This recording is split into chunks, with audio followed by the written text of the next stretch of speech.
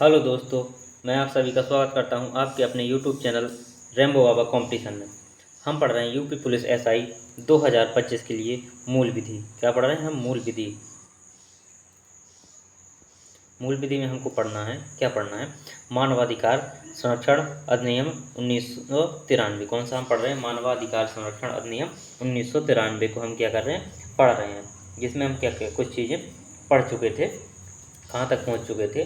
तो हमने क्या देखा था? हमने ये देखा था यदि कि जो अध्यक्ष हैं और जो सदस्य हैं, यदि उनको क्या करना, त्यागपत्र देना है या क्या करना है, उनको उनको हटाया जाना है, तो उनको कौन हटाया जा सकता है और किस प्रकार से वो क्या कर सकते हैं अपने त्यागपत्र को? यदि स्वतः त्यागपत्र देना है तो त्यागपत्र दे सकते हैं, और किसको दे सकते हैं, ये चीज़ें हम पढ़ चुके थे। और यदि जो वो उनको हटाया जाएगा तो किन किन बेसिस पे हटाया जाएगा, वो क्या क्या ऐसी शर्तें होंगी, या जो क्या क्या क्या ऐसे जो कारण होंगे जिनके कारण उनको क्या किया जाएगा, हटाया जाएगा। तो ये चीज़ें हम क्या कर चुके थे, पढ़ चुके थे। तो हम कहाँ तक देख चुके थे? धारा 5 तक हम पढ़ चुके थे। आगे हमको देखना है धारा 6 से।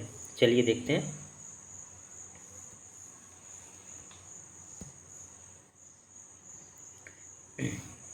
देखते हैं धारा 6 से। धारा 6 से अगर इसको देखना हो तो दिखा दे रहा हूँ कि धारा 5 में क्या क्या लिखा हुआ है। देख लेते हैं, एक सेकंड। ये रहा धारा 4। ये देखिए धारा 4 में पढ़ा था हमने कि प्रधानमंत्री क्या होगा? अध्यक्ष होगा। लोक सेवक अध्यक्ष एक सदस्य होगा। एक भारत सरकार का गृह मंत्री जो भारत साधक मंत्री है वो भी क्या सदस्य होगा। लोकसभा का विपक्ष नेता भी क्या एक सदस्य था। धारा 4 में जो सदस्यों की नियुक्ति थी, तो ये सब चीज़ें थी। धारा 5 में देखिए ये लिखा हुआ है कि इसको क्या, यदि दिवालिया हो जाए तो उसको क्या किया जाएगा, हटा दिया जाएगा।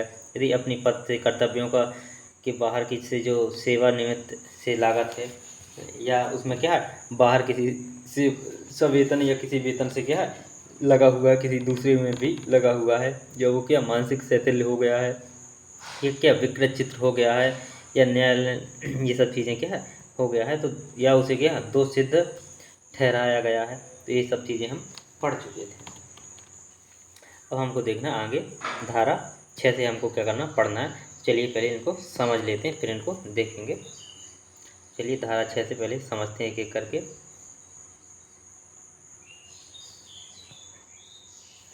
देखते हैं धारा 6।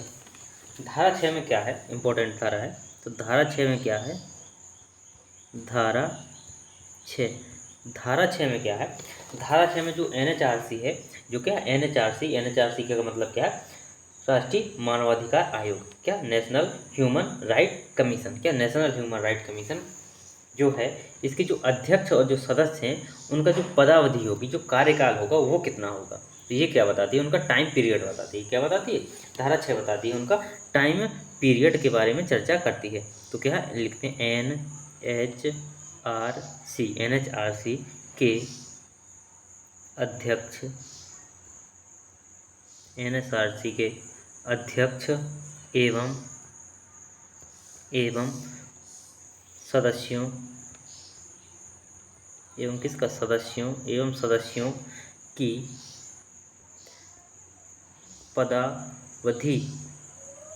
पदावधि या उनका कार्य का कितना उनका कार्यकाल रहेगा।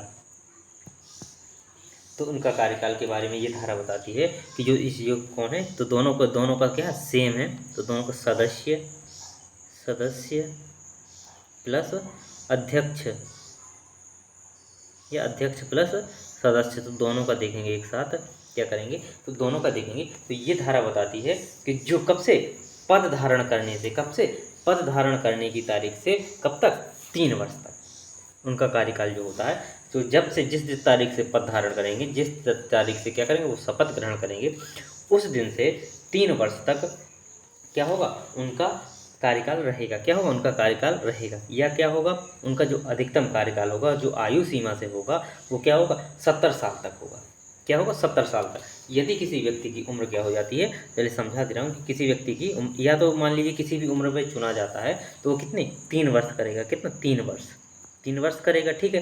यदि वो क्या चुना जाता है, अधिकतम मान लीजिए 67 वर्ष की उम्र में चुना गया, कितने 67 में 68 में चुना गया, तो उसको तब क्या होगा, तब वो क्या 3 वर्ष नहीं करेगा, तब उसकी क्या देखी जाएगी, यदि जैसे ही वो क्या 70 वर्ष की आयु क्या करता है, पूरी करता है, 70 वर्ष की आयु कितने में 2 साल में ये पूरी कर लेगा, तो इसको कितना 2 ही साल इसको ये क्या करेगा, उसमें सदस्य या अध्यक्ष रहेगा।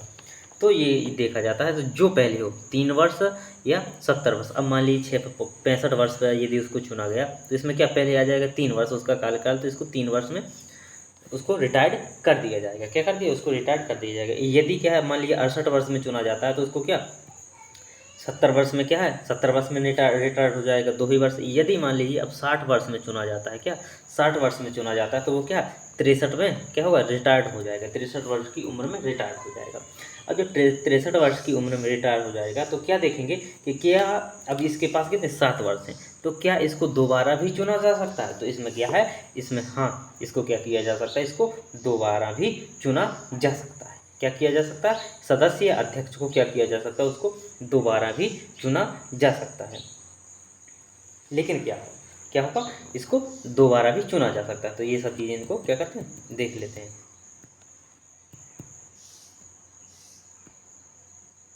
इसको देखते हैं, एक एक करके इसको समझते हैं।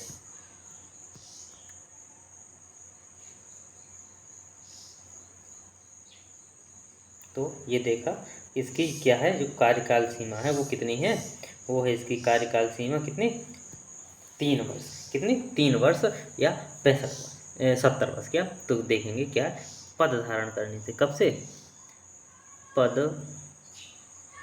धारण करने, पद धारण करने की तारीख से, पद धारण करने की तारीख से, कब से, पद धारण करने की तारीख से 3 वर्ष तक, कब तक, 3 वर्ष तक, 3 वर्ष तक वो क्या कह सकता है, अध्यक्ष या सदस्य के रूप में रह सकता है, क्या अध्यक्ष या सदस्य के रूप में रह सकता है। और जो इसकी अधिकतम हो, या क्या क्या कह सकते हैं, या 70 वर्ष की आयु पूर्ण होने तक, क्या कह सकते हैं, 70 वर्ष की आयु पूर्ण होने तक। अब फिर इसमें क्या कहेंगे, दोनों में से जो पहले हो, क्या हो, दोनों में से जो पहले हो, क्या हो, जो पहले हो उतना क्या हो सकता है, उसका कार्यकाल होता है। अब जैसे माना था, बताया था कि 65 साल में चुना जाता है, 3 वर्ष में रिटायर्ड होगा, 68 साल में चुना जाता है तो 2 ही साल में रिटायर्ड हो जाएगा, मतलब 70 साल पहले पूरी कर लेगा। तो ये चीज़ है, तो ये दोनों में से जो पहले हो, और इसको क्या किया जा सकता है, दोबारा भी चुना जा सकता है। तो क्या दोनों में से जो पहले हो, इसकी क्या होती है, सदस्यों की ये अवधि होती। अब देखते हैं इसका नेक्स्ट पॉइंट जो लिख लीजिए, इंपॉर्टेंट है, क्या है, नेक्स्ट पॉइंट लिख लीजिए, क्या इम्पोर्टेंट है कि दोबारा भी क्या है, उसी व्यक्ति को चुना जा सकता है। क्या किया जा सकता है, दोबारा भी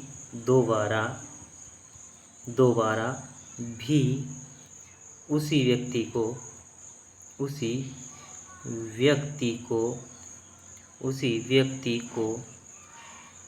चुना जा सकता है, दोबारा भी उसी व्यक्ति को चुना जा सकता है।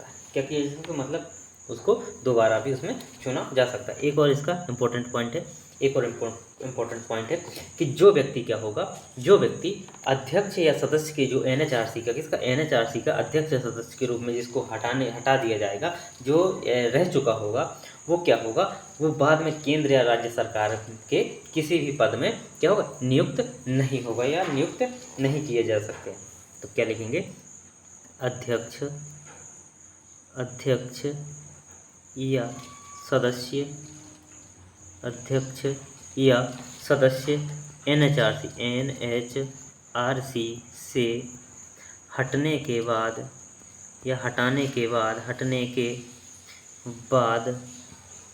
बाद क्या होगा, केंद्र या राज्य, क्या केंद्र या राज्य दोनों में, केंद्र या राज्य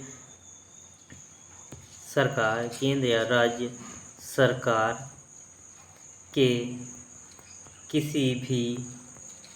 किसी भी पद पर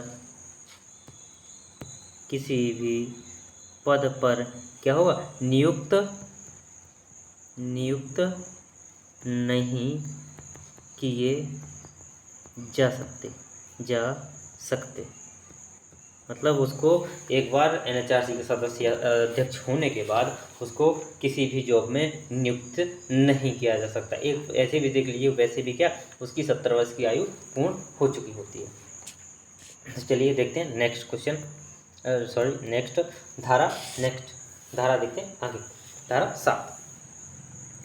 धारा 7 जो इम्पोर्टेंट है। धारा 7 में क्या है, तो धारा 7 में क्या है कि जो सदस्य क्या होगा, वो अध्यक्ष के रूप में कार्य कब करेगा, कब वो जो सदस्य हैं वो अध्यक्ष के रूप में कार्य कर सकते हैं, ये धारा बताती है। धारा 7 कि जो NHRC के जो सदस्य हैं वो अध्यक्ष के रूप में कब कार्य कर सकते हैं और उन्हें कौन उनको अध्यक्ष के रूप में कार्य करने की आज्ञा दे सकता है। तो देखते हैं धारा 7 में क्या है, सदस्य का अध्यक्ष के रूप में कार्य करना। किसका, सदस्य का अध्यक्ष के रूप में कार्य करना। तो कब करेगा सदस्य अध्यक्ष के रूप में कार्य, कब करेगा, तो कब करेगा, जब अध्यक्ष क्या होगा, जब अध्यक्ष की क्या हो जाएगी, अध्यक्ष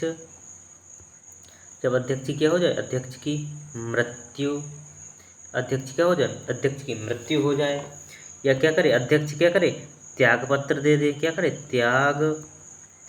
त्याग पत्र दे दे, या क्या हो, वो छुट्टी पर चला जाए, किस पर, छुट्टी पर हो, या क्या हो कोई अन्य कारण से क्या हो, पद खाली हो, ये क्या हो, या कोई अन्य कारण हो, क्या अन्य कारण से क्या हो, पद खाली हो, तब कौन, तब खाली होने पर क्या होगा, तब खाली होने पर राष्ट्रपति सदस्य को अध्यक्ष का कार्यभार सौंप सकते हैं। होने पर तब कौन, तब राष्ट्रपति क्या कर सकते हैं, सदस्य को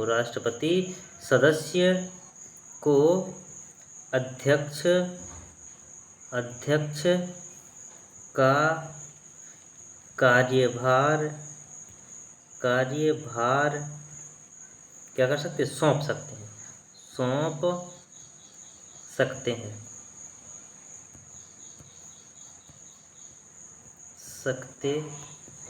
क्या कर सकते हैं, कार्यभार सौंप सकते हैं। कब सौंप सकते हैं, जब वो क्या हो, उसकी मृत्यु हो गई हो, छुट्टी पर चला गया हो, त्याग पत्र दे दिया हो, या कोई अन्य कारण हो, तब वो क्या हो, पद खाली हो, तब क्या किया जा सकता है, उसको अध्यक्ष के रूप में चुना जा सकता है। और कब तक की, जब तक कि कोई नया अध्यक्ष ना आ जाए, जब तक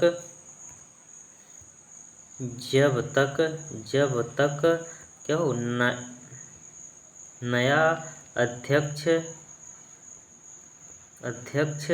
ना आ जाए, नया अध्यक्ष आ जाने के बाद सदस्य को अध्यक्ष पद से हटा दिया जाएगा।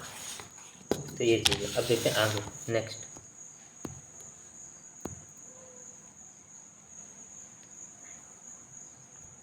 देखते हैं नेक्स्ट धारा 10।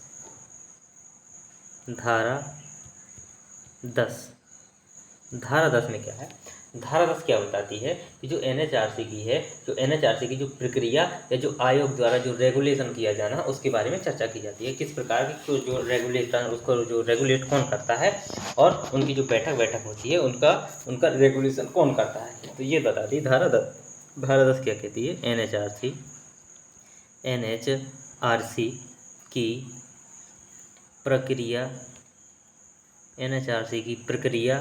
का आयोग द्वारा क्या किया जाना, रेगुलेशन किया जाना। TION रेगुलेशन किया जाना, रेगुलेशन किया जाना। NHRC की प्रक्रिया का आयोग द्वारा क्या किया जाना, रेगुलेशन किया जाना। तो ये कब किया जाएगा, तो इसका कौन करेगा, तो रेगुलेशन का मतलब है आयोग का जो बैठक है, जो आयोग का जो अधिवेशन है क्या, तो आयोग का अधिवेशन कौन डिसाइड करेगा। देखते हैं, आयोग की बैठक, आयोग का अधिवेशन, अधिवेशन तो कौन डिसाइड करेगा, तो अधिवेशन का जो क्या होगा, समय होगा, क्या होगा, किस दिन होगा, और जो स्थान होगा, कौन होगा, जो स्थान होगा उसको कौन डिसाइड करता है, तो उसको डिसाइड करता है, उसको कौन डिसाइड करता है, तो उसको डिसाइड करता है जो अध्यक्ष। इसको कौन करेगा, अध्यक्ष तय करता है। कौन करता है, अध्यक्ष क्या करेगा, तय करेगा, अध्यक्ष तय करेगा। इसको कौन करेगा, अध्यक्ष तय करेगा। तो ये चीज़ बताती है धारा 10। देखते हैं नेक्स्ट धारा, धारा 11, धारा 11, धारा 11 में क्या है, धारा 11 किसकी बात करती है, तो धारा 11 में है आयोग के जो अधिकारी या जो कर्मचारी हैं उनके बारे में, जो अन्य अधिकारी हैं उनके बारे में चर्चा करती है। कौन क्या होगा, जैसे कि महासचिव होगा, जो इसका अन्वेषण अधिकारी होगा, जो अन्वेषण अधिकारी मतलब जो इंट्रोगेटिव या इन्वेस्टिगेशन अधिकारी होगा, कौन, जो इन्वेस्टिगेशन अधिकारी होगा वो कौन होगा, इसके बारे में ये धारा बताती है। तो क्या है इसमें, आयोग, आयोग, आयोग के अधिकारी एवं कर्मचारी, अधिकारी, अधिकारी एवं कर्मचारी, कर्मचारी, अधिकारी एवं कर्मचारी, तो अधिकारी एवं कर्मचारी के बारे में ये धारा बात करती है, अधिकारी एवं कर्मचारी। तो इसमें जो महासचिव होगा उसको कौन होगा, कौन होगा। अब देखते हैं हम अध्याय 3, कौन सा, अध्याय 3। अब देखते हैं हम अध्याय 3, अध्याय 3, अध्याय 3, अध्याय 3 किससे संबंधित है, वो है आयोग के कृत्य एवं शक्तियों से। किससे, आयोग, आयोग के कृत्य एवं किससे, शक्तियों से। ये किससे संबंध, आयोग के कृत्य एवं शक्तियाँ इसमें क्या की गई, अध्याय 3 में, अध्याय 3 में बताई गई हैं कि आयोग के कृत्य क्या हैं और आयोग की जो शक्तियाँ हैं वो क्या हैं।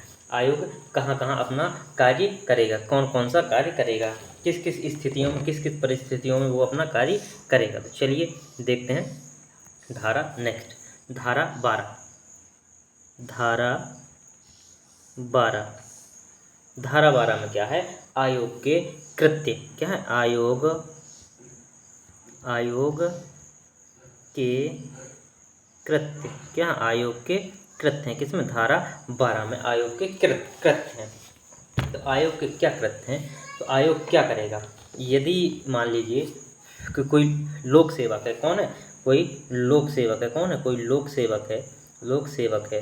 तो लोक सेवक क्या करे, लोक सेवक किसी व्यक्ति को, मान लीजिए किसी व्यक्ति ने शिकायत की कि मेरे मानव अधिकारों का क्या हनन हो रहा है, तो लोक सेवक को क्या मिला, आदेश मिला, क्या मिला, लोक सेवक को आदेश मिला, किसी हाई कोर्ट से मिला हो, सुप्रीम कोर्ट से मिला हो, या किसी व्यक्ति के द्वारा जो अर्जी लगाई गई हो, उस व्यक्ति से, पीड़ित व्यक्ति हो, या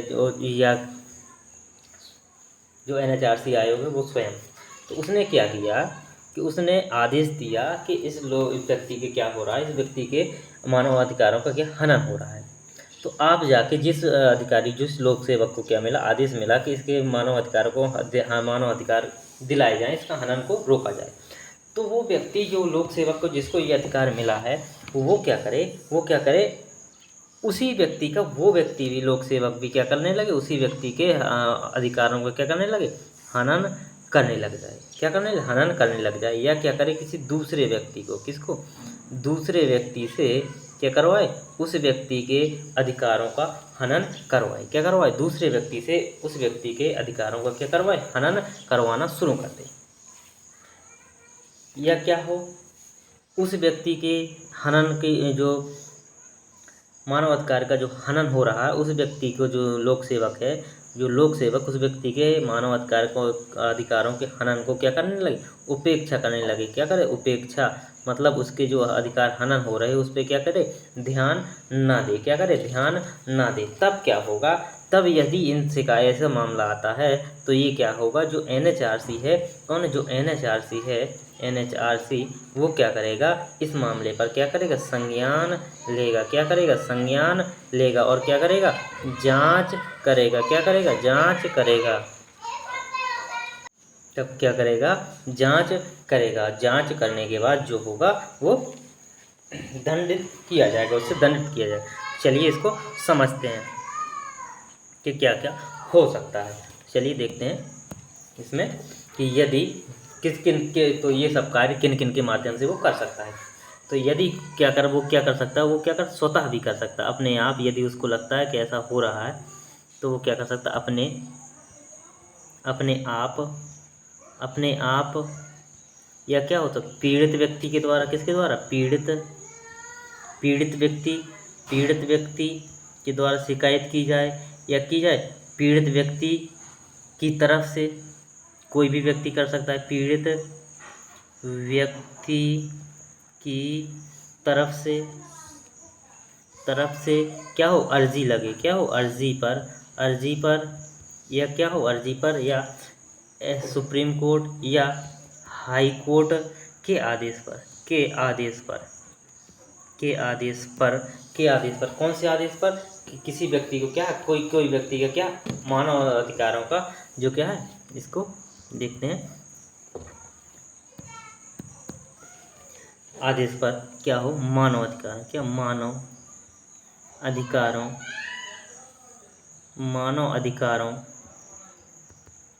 अधिकारों का किसी लोक सेवक किसके द्वारा, लोक सेवक द्वारा हनन करना, लोक सेवक द्वारा हनन या दुष्प्रेरण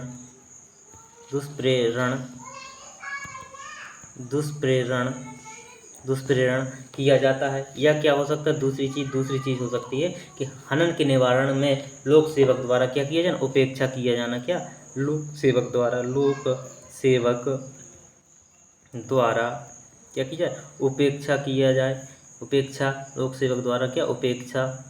यदि ये दोनों चीज़ होती हैं, क्या होती हैं कि मानव अधिकारों को, जिस लोक सेवक को मानव अधिकारों को हनन करने के लिए वो आदेश मिला है, वो क्या करता है, उपेक्षा करता है। या कोई लोक सेवक क्या करता है, मानव अधिकारों को हनन करता है, तो यदि NHRC को लगता है तो वो क्या कर सकता है, स्वयं क्या कर सकता है, इस पर जाँच कर सकता है। या क्या कर सकता है, पीड़ित व्यक्ति के द्वारा रिपोर्ट आए तब जाँच कर सकता है, पीड़ित व्यक्ति की तरफ से अर्जी आए, या सुप्रीम कोर्ट या हाई कोर्ट कहीं से भी आदेश आए तो वो क्या कर सकता है, जाँच कर सकता है।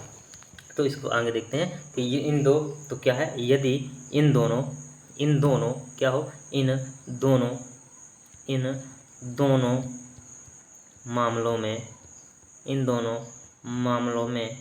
मामलों में की गई शिकायत, यदि कोई इन दोनों मामलों में क्या करता है, शिकायत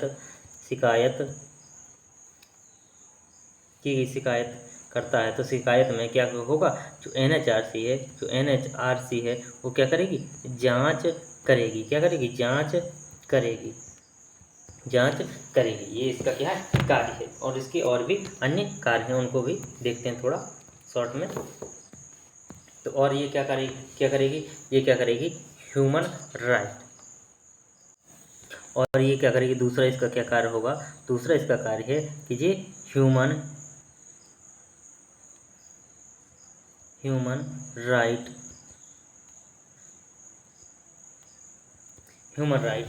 के क्षेत्र में क्या करेगा, ह्यूमन राइट के क्षेत्र में जो मानव अधिकार हैं उनके क्षेत्र में क्या करेगा, अनुसंधान करेगा। क्या करेगा, अनुसंधान एवं क्या करेगा, उनको संवर्धन, मतलब बढ़ावा देगा। क्या करेगा, उनको संवर्धन उनका क्या करेगा, संवर्धन करेगा। क्या करेगा, उनका संवर्धन करेगा।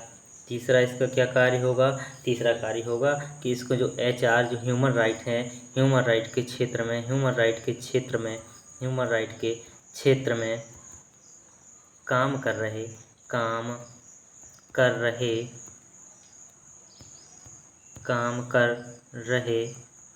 एनजीओज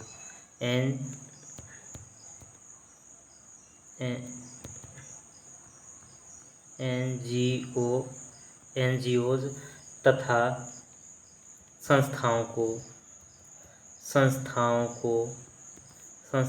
क्या करेगा, बढ़ावा देगा। क्या करेगा ये, संस्थाओं को क्या करेगा, बढ़ावा देगा। किसके लिए, ह्यूमन राइट के लिए, मानव अधिकारों के लिए कार्य करने वाले संस्थाओं एनजीओज को क्या करेगा, ये बढ़ावा देगा। तो ये चीज़ हमने यहाँ तक देखी, इससे आगे की चीज़ें हम कल देख रहे होंगे और इसको क्या कर रहे होंगे, समाप्त कर रहे होंगे। तो थैंक यू दोस्तों, क्लास अच्छी लगी तो प्लीज़ लाइक शेयर और सब्सक्राइब जरूर करिएगा। थैंक यू दोस्तों।